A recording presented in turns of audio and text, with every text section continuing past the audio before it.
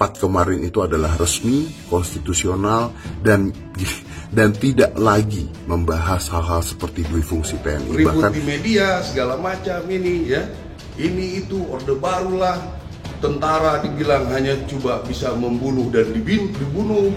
Ini menurut saya otak-otak seperti ini kampungan menurut saya. Tapi kita juga tahu bagaimana bahasa itu selalu bisa dipoles, bahasa itu bisa jadi permainan, tidak ada duifungsi karena tidak berpolitik. Betul, tidak ada lagi fraksi ABRI. Begitu dulu kan alasannya itu. Lalu TNI aktif bisa duduk di jabatan-jabatan sipil. Itu kan justru menegaskan upaya untuk menyelubungi. Itu kan duifungsi yang terselubung.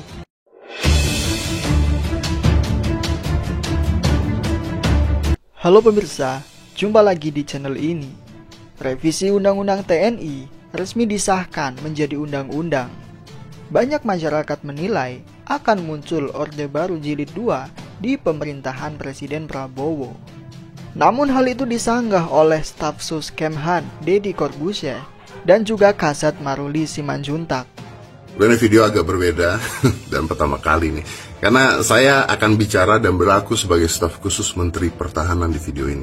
4 kemarin itu adalah resmi, konstitusional, dan tidak lagi membahas hal-hal seperti duifungsi TNI. Bahkan Bapak Menteri Pertahanan Pak Syafri Syamsuddin itu sudah berkali-kali menegaskan, kalau ditanya juga, bahwa duifungsi TNI itu sudah dikubur sejak dulu. Arwahnya sudah tidak ada. Bahkan jasadnya pun sudah tidak ada. Jadi ini kan silakan saja didiskusikan. Apakah tentara harus alih status? Apakah tentara harus pensiun? Ya, jadi nggak usah diperdebatkan seperti ribut kanan kiri ke depan gitu, kayak kurang kerjaan. Ya, nanti kan ada forumnya, kita bisa diskusikan. Kalau nanti keputusannya dari itu seperti itu, ya kami ikut. Kami TNI, Angkatan Darat khususnya, kami akan loyal 100% dengan keputusan. Jadi nggak usah rame bikin ribut di media segala macam ini ya, ini itu orde baru lah, tentara dibilang hanya coba bisa membunuh dan dibunuh. Ini menurut saya otak-otak seperti ini kampungan menurut saya ya. Setelah mendengar penjelasan tadi, apakah kalian percaya? Saya sih enggak. Coba deh kalian dengar penjelasan ibu ini. Betul, mungkin tidak ada istilah duifungsi. Tapi kita juga tahu bagaimana bahasa itu selalu bisa dipoles, bahasa itu bisa jadi permainan, tidak ada duifungsi karena tidak berpolitik. Betul, tidak ada lagi fraksi ABRI. Begitu dulu kan alasannya itu. Tapi bagaimana kita lihat TNI aktif itu ternyata bisa ikut dalam proses pilkada. Nah itu bagaimana tidak berpolitik di situ. Lalu TNI aktif bisa duduk di jabatan-jabatan sipil. Itu kan justru menegaskan upaya untuk menyelubungi. Itu kan duifungsi yang terselubung. Jadi kendati kata itu tidak dipakai, kami justru berharap masyarakat, baik itu dari gerakan civil society dan para anggota DPR yang sedang membahas ini, itu jangan bermain-main dengan bahasa. Karena masyarakat juga cerdas kok. Kita punya banyak ahli bahasa, ahli filsafat yang bisa membongkar satu demi satu kata-katanya. Yang terbaru adalah jurnalis Tempo membongkar siapa saja dalang dibalik lobi-lobi revisi Undang-Undang TNI ini. Mari kita simak videonya. Nah, gue pengen nanya dulu nih. Apa? Siapa sebenarnya dibalik revisi Undang-Undang TNI ini? Depannya P, belakangnya O. Pramono. Prabowo Subianto. Oke. Gimana ceritanya sih? Jadi begini, sebetulnya pembahasan revisi Undang-Undang TNI ini sudah mulai digodok Prabowo ketika dia masih menjadi Menhan, Menteri Pertahanan. Yeah. Nah, pasca dia menang sebagai presiden terpilih di Februari, itu ada pembahasan di internalnya Kemenhan. Jadi ini bisa nggak nih diselesaikan di akhir masa jabatannya dia sebagai Menteri Pertahanan begitu. Nah, ini cerita Bambang Eko ya. Bambang Eko ketika itu sebagai staf khusus atau asisten khususnya Prabowo di Menteri Pertahanan. Sekarang Bambang Eko itu adalah wakil Menteri Sekretaris Negara. Nah, intinya adalah dibilang periode itu tidak nutup istilahnya atau tidak memungkinkan. Ya. Dan juga ketika itu masih masa transisi. Nah, Prabowo lalu bilang ya sudah kita bahas di bulan-bulan pertama kita berada di istana. Oke.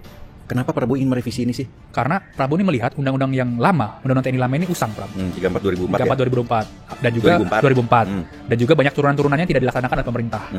Makanya Prabowo berpikir perlu ada pembaharuan di situ.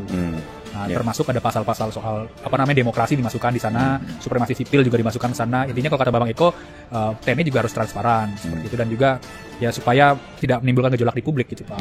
Ya, walaupun kita tahu ini kan kemudian ujungnya ternyata juga memperkuat di fungsi ya. Betul, karena ditambah kan yang ada penambahan gitu, dan tentu saja pada negara demokrasi itu seharusnya peran militer itu sudah semakin dijauhkan dari sipil gitu ya. Nah, tapi kemudian pembahasannya seperti apa setelah kemudian Prabowo memerintahkan gitu, siapa yang bergerak dan bergeraknya kemana? Banyak, Pram. Jadi tentunya si Bambang Eko itu ya, Bambang Eko dia sebagai ketua panja pemerintah untuk membahas revisi undang-undang TNI. Lalu ada juga Menteri Pertahanan Safri Samsudin yang jadi komando revisi undang-undang TNI ini juga. Lalu kalau di DPR ada Sufmi Dasko Ahmad, ketua harian Gerindra dan wakil ketua DPR gitu. Itu sih, Pram, tiga motornya untuk revisi undang-undang TNI ini. Informasi yang kita dapatkan dulu kan ini sebenarnya mau dibahas di balik DPR ya, Badan Legislasi DPR. Iya, betul. Terus kemudian ternyata berpindah ke Komisi 1. Nah, kenapa kemudian ini sempat ada kengototan dari pemerintah untuk dibahas di balik? Biar cepat. Balik itu sekarang kan pabrik undang-undang. Iya, biar katanya cepat, gitu ya. Iya, biar cepat dan biar murah. Gitu. Murah? Emang mahal ya bahas undang-undang? Murah. Kalau mengundang banyak orang kan jadi lebih mahal lagi. Lebih mahal dan harus perlu waktu yang lumayan panjang. Nah, sebetulnya Pram sejak tahun lalu itu kan sejak ada DIM yang keluar dari pemerintah, ini sudah dibahas atau sudah dibahas di internal Balek, revisi undang-undang TNI ini. Nah, DIM yang saat itu beredar di Balek adalah DIM yang dipegang oleh teman-teman masyarakat sipil, yang ada dua pasal yang bermasalah. Yang pasal 47 misalnya, yang memperluas peran TNI di berbagai kementerian dan lembaga yang tidak terbatas. Dengan itu jumlah lembaga yang bisa dimasuki sama TNI dan sama personel TNI ya? Betul, dengan ada pengecualian kebijakan presiden gitu. Lalu ada juga pasal 39 misalnya yang membolehkan TNI berbisnis gitu. Dan sebetulnya senyampang itu ya dengan pembahasan di Balek itu, di internal Balek ya, waktu itu masih di internal. Itu pemerintah waktu itu atau Prabowo ya, Kemhan itu sudah menyiapkan beberapa perwira gitu untuk disekolahkan di Unhan gitu, untuk menambah kualitas dan kapabilitas di sektor bisnis gitu.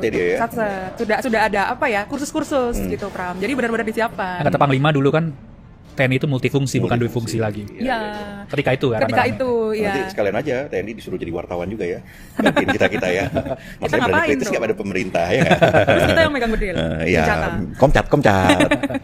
Terus habis itu kan draft yang lama. Betul, draft yang lama. Tapi kemudian yang dibahas ini draft baru atau gimana? Ada DIM baru.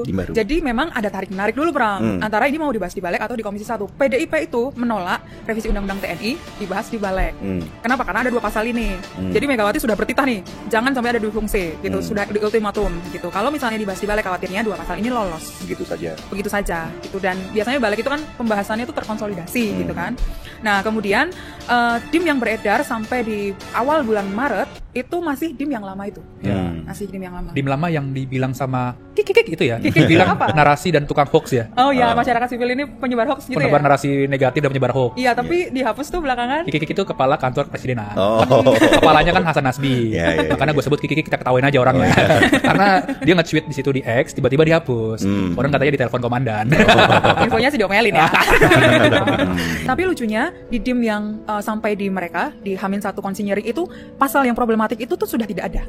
Yang 47 dan 39 tadi misalnya begini, klausul yang selain ada pengecualian yang dengan kebijakan presiden segala macam, artinya membuka seluas-luasnya TNI masuk ke kementerian dan lembaga, itu tuh sudah dibenahi. Lalu pasal 39 misalnya yang TNI boleh berbisnis itu tuh sudah tidak ada. Gitu. Jadi sudah menurut teman-teman di DPR ini berarti sudah selesai di Prabowo dan timnya. Ini yang kemudian dikomentarin sama staf Sus Menhan itu ya? Ya. Setipe kan sama Kikik itu sama sulap gitu kan. Ada satu menteri lagi ya setipe. Siapa? Tiga ya? Apa kata dia? Nanti baca aja pernyataannya, statementnya sudah beredar di mana-mana. Iya. Ya sebenarnya kan ya kalau itu kan kita disalah-salahkan gitu ya, bahwa Kemenhan mau untuk mendengarkan gitu ya. Opo iyo, kalau misalnya Kemenhan itu mau mendengarkan ya lu nggak jadi staf sus ya kan, harusnya kan dari dulu begitu. Informasi yang kita dapatkan kan sebenarnya ini dari pemerintah maunya cepat nih. Kenapa? Pengen buru-buru? ini yang guyonan dulu. Karena mereka menganggap bulan Ramadan penuh berkah, masyarakat nggak marah-marah. Pang bingung cepat kan makanya. Masyarakat marah-marah. Marah dong. Siapa yang nggak marah lu mengembalikan fungsi TNI kok, ya kan? Ya, Ini faktanya loh, Pram. Jadi mereka berasumsi bahwa ya namanya bulan puasa gejolak masyarakat ini nggak terlalu tinggi. Tapi faktanya adalah masyarakat sipil segala macam di sejumlah daerah protesnya keras gitu. Iya, mahasiswa juga ya. Mahasiswa juga. Nah, di satu sisi karena ini memang momentumnya. Tadi seperti gue dijelaskan di awal bahwa Prabowo kan bilang akan membahas revisi undang-undang TNI itu di awal-awal dia berada di sana begitu. Nah, timelinenya adalah setelah sejumlah undang-undang penting gitu ya, seperti undang-undang BUMN, revisi undang-undang BUMN selesai, revisi undang-undang Minerba selesai. Nah itu ya udah, sekarang gamenya adalah revisi undang-undang TNI gitu.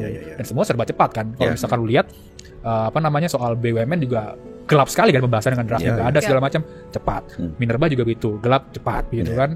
TNI juga kan gelap dan cepat. Untungnya ada masyarakat sipil yang mendobrak itu ya, dan semua menjadi sorotan. Betul. Terus kemudian dianggap sebagai orang tidak dikenal ya kan. Lu aja nggak kenal ya. Kita mah tahu ya kan. Makanya banyak baca. Dan bergaul. Nah, kita juga sempat mendapatkan informasi bahwa draft ini sebenarnya milik Gerindra dan PDIP. Betul. Gimana tuh Sen? Apa artinya itu Sen? Ya karena pemerintah yang berkuasa sekarang Gerindra, ketua panjanya PDIP. Begitu. Jadi ada beberapa orang PDIP cerita begini, Pram. Jadi PDIP punya kepentingan besar ingin mengawal revisi undang-undang TNI ini agar tidak menjadi seperti di era Orde Baru, dalam artian difungsi itu tadi yang nanti seluruh kementerian lembaga itu bisa ditempatkan militer begitu. Makanya ditaruhlah Utut Adianto sebagai ketua Panja dan sejumlah politikus PDIP di anggota Panja. Ya, dan Utut juga dulu pernah ngomong sama gue ya, mungkin juga ngomong sama kalian ya, bahwa dia bertekad untuk mengawal revisi undang-undang ini. Betul. Dan itu memang perintah Ibu Megawati, yang mana memang kader PDIP terutama di Komisi 1 itu harus mengawal betul soal revisi undang-undang TNI. Nah, ada politikus yang ketemu sama Megawati begitu ya, Bram ya, dijelaskanlah soal situasi terkini. Dan pesannya Megawati tadi sama seperti gue bilang bahwa jangan sampai terjadi dui fungsi ABRI. Nah, karena soal pasal ada pasal 47 ayat 2 itu yang mana anggota TNI di luar penempatan yang pasal satunya, akhirnya Megawati sudah setuju segala macam. Nah, tapi ada alasan lain, Pram. Apa itu? Nah, ini adalah karena memang ada keinginan untuk menjaga hubungan baik dengan Prabowo. Biar gue tebak ini kaitannya dengan kemungkinan mereka bergabung ke dalam pemerintahan Prabowo. Betul. Entah itu di pemerintah ataupun jadi mitra strategis di luar di DPR gitu. Paling nggak biar nggak dikuyo-kuyo juga lah ya. Betul.